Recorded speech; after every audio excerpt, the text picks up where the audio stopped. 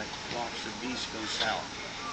And as the people were going west, they were trying to establish travel lines and routes for them so that the people could settle in the land that was being homesteaded.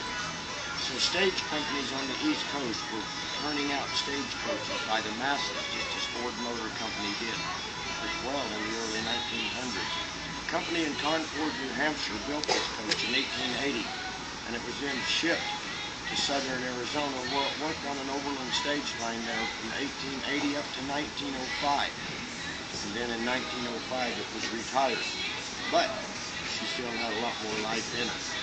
She was then shipped back to New Hampshire, where she was stored in a barn in her original shipping blankets until 1955, when two men, George Clark and Bud Hebert, came up with the idea of starting a theme park, an 1800s theme park called Adventure Town. And they built it on the banks of the Great Lakes in a place called Alexandria Bay. The Stagecoach and Henry Ford's train worked there until 1959, and then just due to different factors, the park started to close. And there were two brothers by the name of Pete and Jack Hershon who had the vision to start a place called Silver Dollar City on the grounds of where Marlboro's once stood. They already had Marble Cave, which its name had been changed to Marble Cave at that time.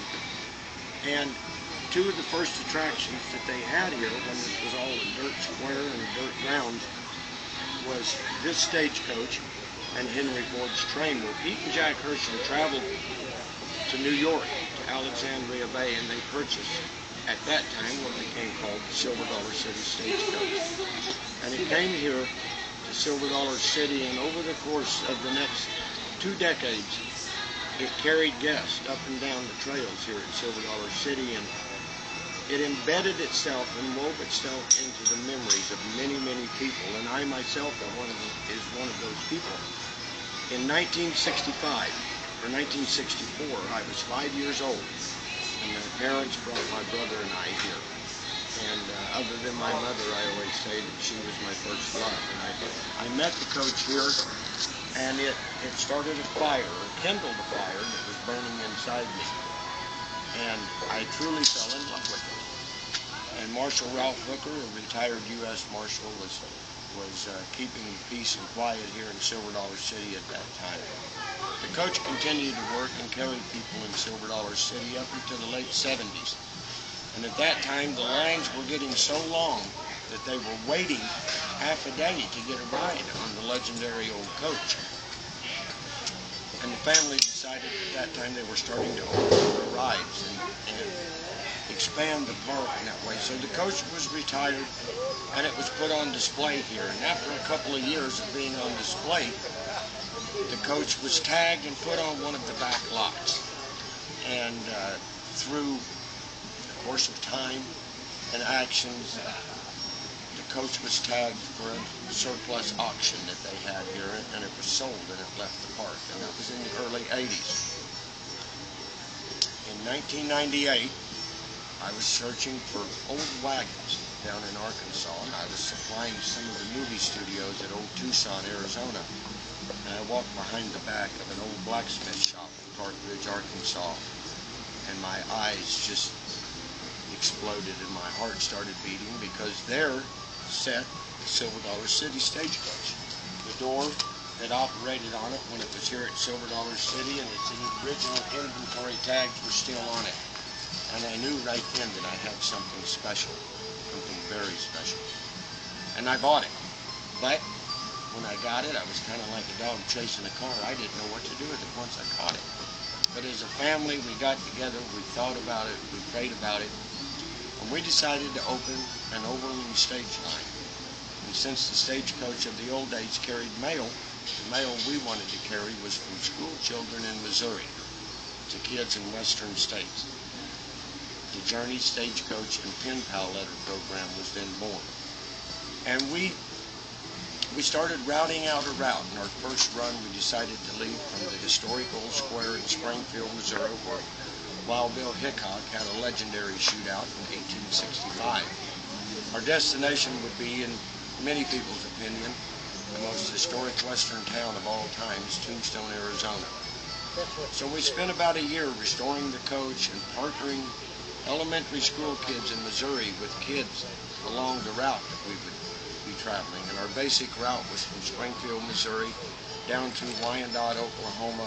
We would stay north of Tulsa, north of Oklahoma City, Guthrie, Kingfisher, down through Clinton to Quartz Mountain, and then into Texas through Wellington and over the Caprock, Plainview, and on to Roswell, New Mexico, and then south to El Paso. And then we ran along the Mexican border all the way in to Douglas and Bisbee, and then over the Mule Mountains into Tombstone. It made a mark in people's lives, and it truly grew its own life. And from that point on, we knew we had to continue on what we were doing. And so not long after that, we hitched up our horses again, and we took off and made a run to California, and then up into Nevada. And then every couple of years after that, we try to schedule another overland stage line where we deliver mail from kids in Missouri and Arkansas or the Midwest to kids in western states.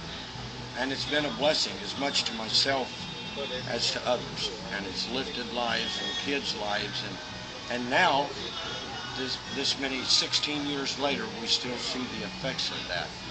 This year we decided that we were going to do another overland run. And the destination would be in the historic Panhandle region of Texas, just outside of Amarillo through Palo Duro Canyon, the old home of the Comanches, of course the home of Charles Goodnight, and many of the legendary ranchers of that area. And we departed in May of this year from Clarendon, Texas, and delivered mail up and down the Caprock region, ending up in Matador. But go back to 2003, my wife and I had started a radio show called Just for Kids Radio Roundup. And it became such an important part of our lives and of our listeners' lives. There again, telling the stories of the Old West and using the Old West to lift people up and to let God work through us, and using the coach and the program to inspire people. Not long after that, we started a show called Great Moments in American History, and we were invited in 2014 to bring our radio show to Silver Dollar City. At this time, the Herschens did not ever know where their old stagecoach had went to. We were doing a radio show, and Jack and Pete Herschen were guests on the radio show with us, and we took a commercial break, and I leaned over to Jack and Pete, and I said, "Hey guys, I got your old stagecoach." And the tears came down their cheeks. They said they'd been looking for it for 35 years, and a friendship and a relationship developed between the Herschens and our family, and they believed so much in what we were doing. Their theme here is to build family relationships by using God and His influence in others' lives, and it so paralleled what the Journey Stagecoach had been doing that now here we are at the 52nd annual National Harvest and Cowboy Festival, sharing the stagecoach, bringing it back to Silver Dollar City, where it influenced so many thousands over the years, and now we're seeing it have the opportunity, thanks to the Herschen family, to see it influence kids and adults alike. We get to hear the memories that people have.